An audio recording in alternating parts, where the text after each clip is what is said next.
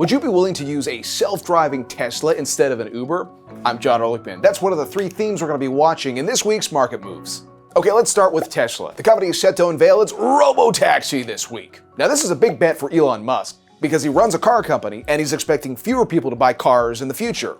Instead, he thinks people will use a Tesla app that they can tap, like Uber, that sends a self-driving vehicle to pick them up. Now, Musk has suggested these robo-taxis could launch as soon as next year. Meanwhile, Tesla is also working on eventually rolling out robots using the same technology. So what are those robots going to do? Well, possibly a lot of things, including maybe some of your household chores. Okay, something else to think about. Is the bull market set to continue on Wall Street? The strategy team at Goldman Sachs says yes. Now, it's worth noting their research team is expecting there could be some choppy trading over the next few weeks. However, Goldman would not be surprised to see the S&P 500 top 6,000 by the end of December. And they cite a few reasons for that. First of all, corporate earnings have been going up. Second, companies have been buying back their stock, and that tends to help bottom line performance. In addition, Goldman notes that stocks tend to rally after a US presidential election, and we got one of those in a few weeks. Now, China will certainly be watching the results of that US election, and that gets us to the third thing we're watching in the world of investing.